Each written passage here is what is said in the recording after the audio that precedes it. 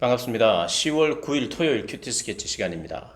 오늘 본문은 욥기 5장 1절로 16절까지의 말씀입니다. 오늘 본문이 이렇게 시작합니다. 너는 부르짖어 보라. 내게 응답할 자가 있느냐? 거룩한 자 중에 네가 누구에게로 향하겠느냐?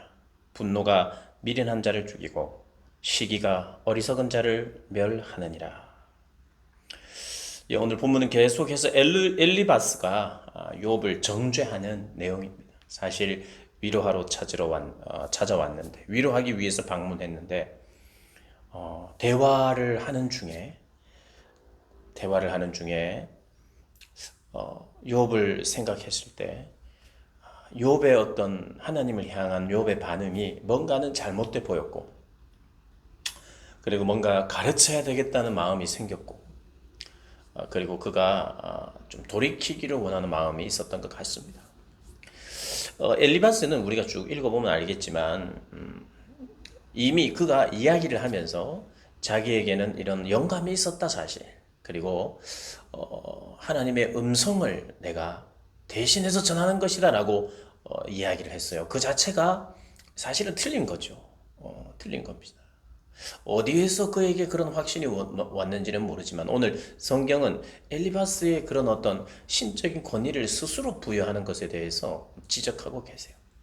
그리고 오늘 보면 그가 내가 미련한 자가 뿌리 내리는 것을 보았다. 3절에 철저히 자기 경험에서 비롯된 것입니다. 그리고 그 경험을 굉장히 객관적이라고 생각하면서 전제를 하고 이 욥에게 이야기하고 있어요. 그래서 여러분, 우리가 결국 사람은 자기의 주관성에서 벗어나지 못합니다. 나는 지금 객관적으로 말하는 거야 할 때 그 객관적인 것이 철저한 데이터, 다른 사람들의 의견을 모은 것이 아니면 객관적이라고 할 수 없고요. 설사 객관적이라고 해서 모으더라도 거기에는 좀 주관적인 것이 들어가기 마련입니다. 물론 전혀 객관적이 없다는 것이 아니라 어떤 사람의 말이든 그것은 객관적인 게 아니라는 뜻은 아니에요. 객관적인 이야기를 누가 대표해서 이야기할 수 있는 거예요. 그런데 오늘 본문은 자기 주관적인 경험에서 전제된 이야기이고, 비록 그게 객관적으로 통용되었던 생각이라 할지라도 오늘 본문은 객관성이라는 이름, 그리고 자기의 경험과 자기의 체험과 주관적이라는 이름으로 하는 이야기도 조심해야 된다는 것을 이야기를 합니다. 물론 이 엘리바스가 생각을 안 하고 그냥 심플하게 고난은 죄 때문인 거야 하고 단언하거나 그러진 않았어요. 그러나 그에게 점점 차게 된 확신이 뭐냐 하면 죄 때문에 그런 건 아니냐. 그러니까 하나님을 인정해라. 너의 죄를 인정하라. 이런 이야기로 계속해서 가고 있습니다. 그러면서 이야기를 하는 것이요. 사람이 겪는 고난에는 이유가 없는 것이 아니야. 너는 지금 이유가 없다고 생각하지만 아니야. 고난에는 이유가 있어. 잘 생각해봐. 이렇게 1절에서 7절까지 이야기합니다. 사람이 겪는 고난은 이유가 있는 거야. 그래서 내가 봤는데 미련한 자가 뿌리 내리는 것을 보고 그의 집을 당장 저주하였노라. 그의 자식들은 구원에서 멀어지고 그의 재산들이 빼앗기며 이것저것 빼앗기며 그렇게 살아간다는 거예요. 사람이. 그러면서 7절에는 이런 이야기를 합니다. 사람은 고생을 위하여 났으니 불꽃이 위로 날아가는 것 불꽃은 위로 날아가죠. 그건 너무 자연스러운 것이라는 겁니다. 이 말은 무슨 말이냐면 인과응보는 너무 자연스러운 것이다. 너의 그 고난은 죄 때문에 온 것이다. 이게 자연스러운 흐름이다. 라는 이야기예요. 그리고 사실 이 7절, 6절, 7절은 이 두 가지 해석이 있습니다. 좀 어려운 부분일 수도 있는데 뭐냐면 하나는 인과응보다. 그래서 죄로 인해 고생이 오는 것이니까 너는 인정하라 이런 뜻이고, 또 하나의 해석은 인간 자체가, 사람은 고생을 위하여 났다는 말이 무슨 말이냐면 인간은 원래가 연약한 존재라서 이 세상에 사는 그 자체가 고생이고 고생을 반드시 만나게 되어 있다. 혹시 네 죄가 아니더라도 너는 너의 연약함을 인정하고 이 상황을 받아들여라. 너는 지금 이 상황 자체를 받아들이지 않고 그냥 하나님께 지금 따지고 있다, 이런 이야기입니다. 우리 개혁 성경은 사실 인과응보로서 네가 죄로 인해서 이 자연스러운 고생이 따라오는 것이다, 고난이 따라오는 것이다라고 해석하면서 사실은 이렇게 번역을 해놓았는데, 여러분 이렇게 그 두 가지 해석이 있다는 걸 아시고, 그러나 이게 뭐 굉장히 완전히 반대되는 것만은 아닙니다. 우리가 생각해야 되는 거예요.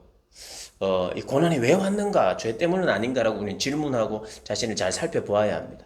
그리고 죄가 아니더라도 인생의 연약함과 한계와 무지가 나로 하여금 고난과 고생에 빠질 수 있다는 것이에요. 그래서 지금 이 두 가지가 다 해당된다 하더라도 욥이 지금 해야 될 게 뭐냐면, 하나님 앞에 너 자신을 인정하고, 이것이 죄 때문일 확률이 너무 높다는 것을 네가 인정하고 하나님께 나아가라. 나 같으면 하나님을 찾겠다, 이렇게 이야기합니다.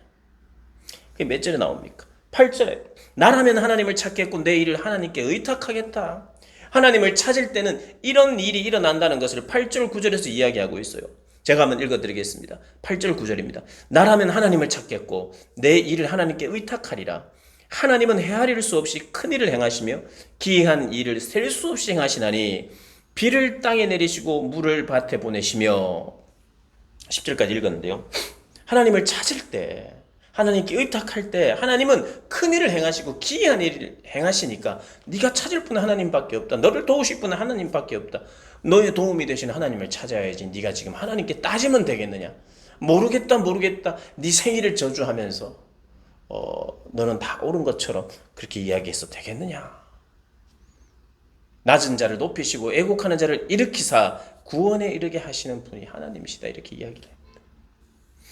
하나님은 연약한 자들, 그 뒤에 계속해서 이어지는 내용입니다. 낮은 자를 높이시고 애곡하는 자를 일으키시가 구원하신다. 그분은 애곡하는 자, 주님 앞에 나가는 자, 그런 자들, 겸손하게 자기를 인정하고 자기 죄를 인정하고 자기의 연약함과 한계를 인정하면서 하나님께 굴복하며 나가는 자들을 하나님은 들어 세우시고 구원하시고 회복시키신다는 거예요. 너 회복을 지금 바라야 된다. 지금은 너는 회복을 바라야 되고 구원을 바라야 된다.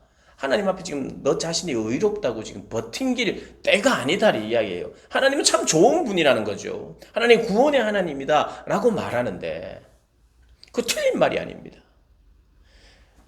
그러나 욥에게 지금 해당되는 말은 또한 아니죠.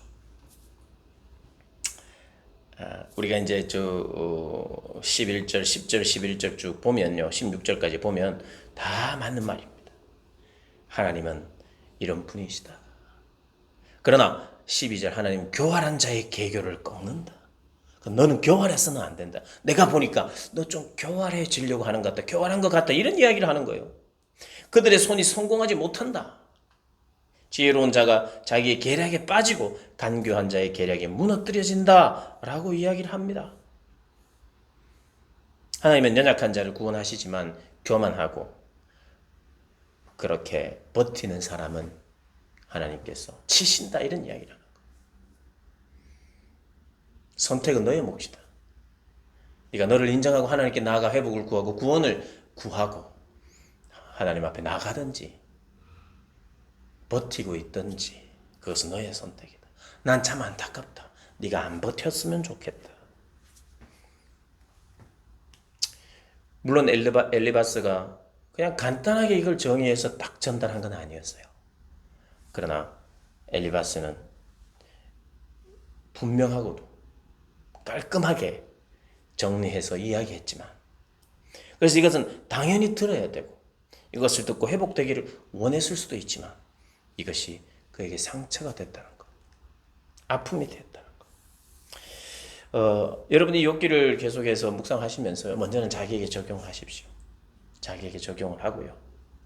그리고 내가 누군가에게 권면을 할 때도 내가 혹시 엘리바스의 입장, 엘리바스의 어떤 실수를 나는 하지는 않는가 한번 살펴보시고 이 욥기를 통해서 우리에게 주시는 교훈을 가지고 또 적용하고 실천하여서 하나님께서 원하시는 그러한 하나님이 기뻐하시는 삶을 선택하는 복된 여러분들 되시기를 주님의 이름으로 축복합니다.